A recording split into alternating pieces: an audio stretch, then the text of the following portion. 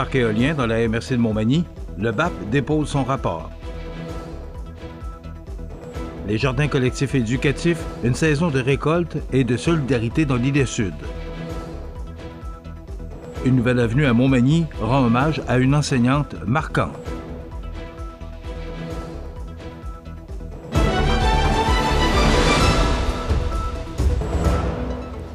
Lundi 27 octobre 2025. Bonjour mesdames et messieurs et bienvenue à votre bulletin d'actualité sur le réseau de télévision CMA TV et bon début de semaine. La MRC de Montmagny pourrait bientôt accueillir deux parcs éoliens majeurs, dont celui de Saint-Paul-de-Montmagny et celui de la forêt d'Aumagnal. Mandatée par le ministre de l'Environnement, la commission du BAP a examiné ces projets en détail après des consultations publiques tenues en juin et juillet 2025. Le parc de Saint-Paul-de-Montmagny prévoit 28 éoliennes de 7 MW sur 196 MW au total, pour un investissement de 552 millions de dollars. Le projet de la forêt d'Aumagnal comptera 30 éoliennes de 6 MW totalisant 180 MW pour 607 millions de dollars. Les deux projets généreraient 250 emplois temporaires et plusieurs postes permanents, tout en versant des millions de dollars aux municipalités et aux propriétaires fonciers, assurant un revenu stable sur 30 ans. Les consultations publiques ont permis de recueillir 77 mémoires et plusieurs interventions verbales portant sur le bruit, l'intégration paysagère, les impacts économiques, la valeur des propriétés et la protection de la faune. La commission souligne la nécessité d'améliorer l'étude d'impact paysager, de mieux évaluer le climat sonore et d'analyser les effets psychosociaux sur les communautés riveraines. Et si les retombées économiques sont attendues, le BAP souligne des enjeux environnementaux et sociaux. L'intégration paysagère des éoliennes, notamment près des lacs Gosselin, Colin et Jaly, suscite des préoccupations. La Commission recommande des mesures pour limiter les impacts visuels et sonores, ainsi qu'une surveillance accrue du climat sonore et de la faune.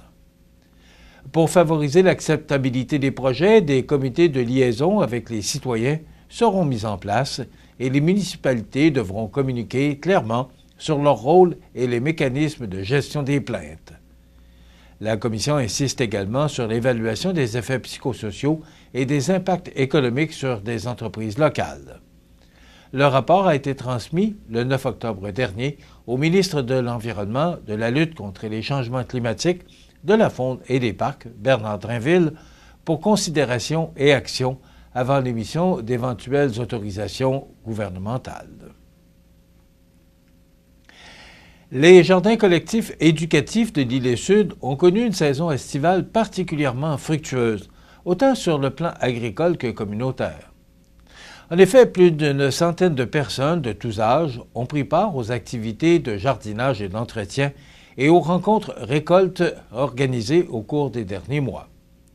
Le projet a également permis la tenue de 18 animations littéraires rendues possibles grâce au soutien financier du Club Richelieu Montmagny.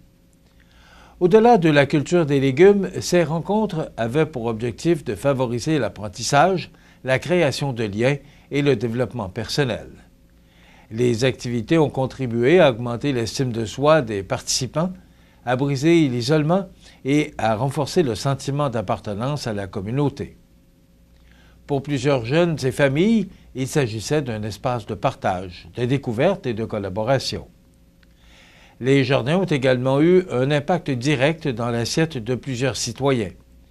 Les récoltes de patates, cales, poivrons, oignons, courgettes, carottes et autres légumes de saison ont été distribuées non seulement aux jardiniers impliqués, mais aussi à 33 familles ou personnes vivant seules dans la région. Une seule récolte de tomates a atteint un impressionnant poids de 65 livres. De plus, les produits du jardin ont contribué à la préparation de 2 collations servies aux 200 élèves de l'école primaire de Saint-Pamphile. Ce projet collectif est issu du plan d'action de l'éco-réussite de l'Île-Sud, un regroupement de partenaires qui vise à soutenir la réussite éducative des jeunes de 0 à 24 ans en favorisant les liens entre l'école, la famille et la communauté. Les organismes Alpaga de Saint-Pamphile et l'ABC des Hauts-Plateaux ont joué un rôle central dans la mise en œuvre du jardin et l'animation des activités. Une nouvelle avenue à Montmagny. Le restaurant Pizzeria Porto Bellissimo, un incontournable à Saint-Jean-Port-Joli. Pizza débordante de garniture, menu varié et abordable. Délicieux desserts avec des produits de grande qualité des gâteries de l'Ami. Porto Bellissimo et les gâteries de l'Ami, route de l'église à Saint-Jean-Port-Joli. Le marché de Noël de Sainte-Apolline de Patton est de retour le dimanche 9 novembre. Artisanat, métiers d'art, produits agroalimentaires, plus de 20 exposants et leurs créations dans une ambiance festive à la salle municipale de 10h à 16h. Entrée gratuite. Ces jours-ci, à votre Légion locale, on fait les choses différemment, avec pour mission de soutenir les vétérans, de s'amuser et d'accueillir tout le monde dans nos rangs. Pas besoin d'être un vétéran pour adhérer à la Légion. En tant que membre, vous vous joindrez à des milliers d'autres au service de nos vétérans, nos communautés et notre pays. Et grâce à notre programme Member Perks, vous économiserez des milliers en magasins, au restaurant et sur des produits et services dans tout le pays. Adhérez à la Légion.ca. Vous regardez CMA TV, le réseau de l'information sur la Côte-du-Sud. La ville de Montmagny procède à l'ouverture officielle d'une nouvelle voie d'accès menant au développement résidentiel des écoliers située à proximité de l'école primaire Saint-Pédis. En effet, cette nouvelle rue portera désormais le nom de Avenue Rachel Deschênes, en hommage à une enseignante ayant laissé une empreinte durable dans la communauté. Sœur Rachel Deschênes, née en 1921 et décédée en 2016, a consacré 46 années de sa vie à l'enseignement, dont près de 24 ans à Montmagny, principalement à l'école secondaire Louis-Jacques Cazot, où elle a enseigné les mathématiques. Après avoir pris sa retraite, elle a poursuivi son engagement auprès des jeunes en offrant, pendant plus de 20 ans, des périodes de récupération et d'accompagnement scolaire. Madame Deschênes entre dans la congrégation de Notre-Dame en 1942 et prononce ses vœux 5 ans plus tard. Sa carrière l'amène à enseigner dans plusieurs régions du Québec avant de s'établir à Montmagny en 1962. En 2005, son dévouement exemplaire envers la réussite éducative est souligné lors d'une cérémonie au lieu historique national de la maison Sir-Étienne Pascal Taché, où elle est honorée du titre de citoyenne émérite du Canada. Le choix du nom de cette nouvelle avenue s'inscrit dans la démarche habituelle de la ville où la dénomination des rues repose sur les recommandations du comité de toponymie et de commémoration. La désignation est ensuite officialisée par la Commission de toponymie du Québec. L'ouverture de l'avenue Rachel Deschênes représente également une étape importante dans le développement des écoliers, un quartier résidentiel en expansion à l'est de la ville. Ce secteur prévoit l'ajout d'environ 45 logements locatifs ainsi que la mise en valeur de terrains pour maisons unifamiliales et jumelées. L'objectif recherché est de répondre à la demande grandissante en habitation tout en améliorant la circulation et l'accessibilité autour de l'école Saint-Pédis. L'Institut de technologie agroalimentaire du Québec, mieux connu sous le nom de l'ITAC, vient d'annoncer la nomination de 4 nouveaux membres à son conseil d'administration. Ces ajouts visent à enrichir la diversité, la compétence et la représentativité au sein de l'instance dirigeante de l'établissement, unique au Québec, pour sa formation collégiale spécialisée en agroalimentaire. Les nouveaux membres sont Ariane Bousquet, étudiante en gestion et technologie d'entreprises agricoles au campus de Saint-Hyacinthe, qui apportera la voix de la relève étudiante. Isabelle Julien, enseignante en programme gestion et technologie d'entreprises agricoles au campus de la Pocatière, reconnue pour son engagement pédagogique. Christophe Céleste, vice-doyen, associé à la formation vétérinaire à l'Université de Montréal, vétérinaire diplômé en France et expert en santé animale. Et Assia Lucie Cablan, directrice innovation chez Solio Agriculture et agronome, qui mettra de l'avant son expertise en agroécologie et en développement durable. Le Conseil confirme également le renouvellement du mandat de René Michaud à la vice-présidence pour 4 ans. Directrice générale de l'Institut sur la nutrition et les aliments fonctionnels, Mme Michaud détient une maîtrise en biologie végétale et un baccalauréat en bioagronomie de l'Université Laval. Son expérience en gouvernance et sa connaissance approfondie du milieu agroalimentaire sont des atouts majeurs pour l'ITAC.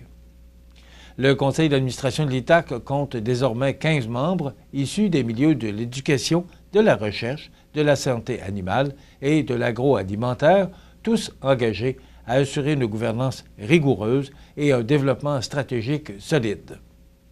Rappelons que, depuis plus de 60 ans, l'ITAC est la référence en formation agroalimentaire au Québec avec ses laboratoires, fermes et usines-écoles et ses programmes uniques en technique équine, en production animale et en génie agromécanique.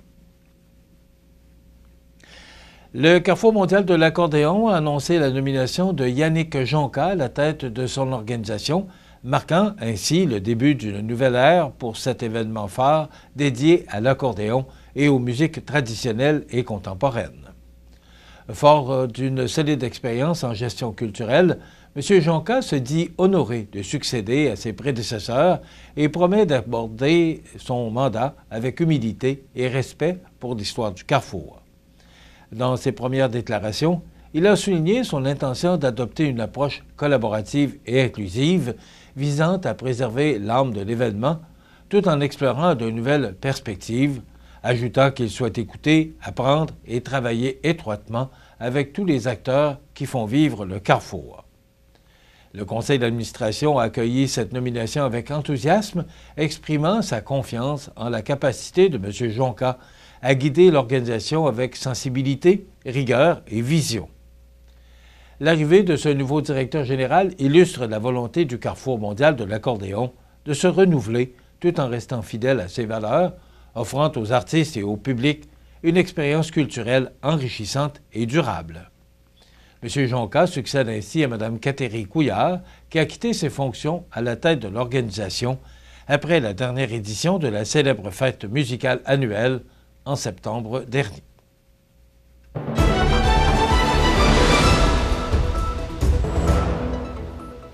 Au sport, la Ligue de hockey junior 3A du Québec a dévoilé l'alignement des joueurs qui prendront part à la vitrine des espoirs de la Côte-Est, un événement réunissant les meilleurs talents de moins de 18 ans du Québec et des Maritimes. Le match se tiendra le mercredi 5 novembre prochain à 19h30 au Pictou County Wellness Center en Nouvelle-Écosse. Cette rencontre opposera les espoirs de la Ligue de hockey junior 3A du Québec à ceux de la Ligue de hockey junior des Maritimes dans une ambiance où seront présents non seulement des amateurs passionnés de hockey, mais également de nombreux dépisteurs. On y attend des représentants des 32 équipes de la Ligue nationale de hockey, ainsi que des recruteurs de la National Collegiate Athletic Association, de U-Sports, de la Ligue canadienne de hockey et de diverses fédérations internationales. Un rendez-vous majeur pour les joueurs qui souhaitent faire leur place dans les rangs supérieurs du hockey.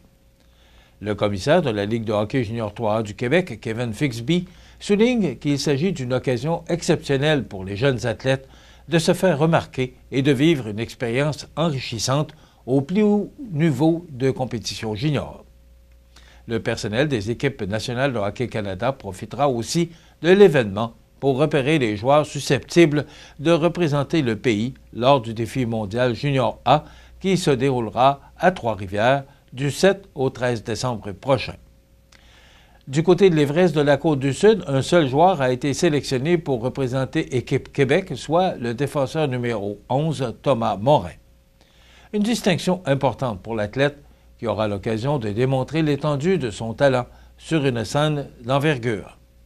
Rappelons que le match sera diffusé sur Eastlink Community TV ainsi qu'en direct sur Flow Hockey. Voilà ce qui complète ce bulletin d'actualité du lundi 27 octobre. Dans un moment, les prévisions de la météo. Et le menu de cette émission de cette première journée de la semaine, dans quelques instants, vous présente la chronique sensibilisation du Havre des femmes.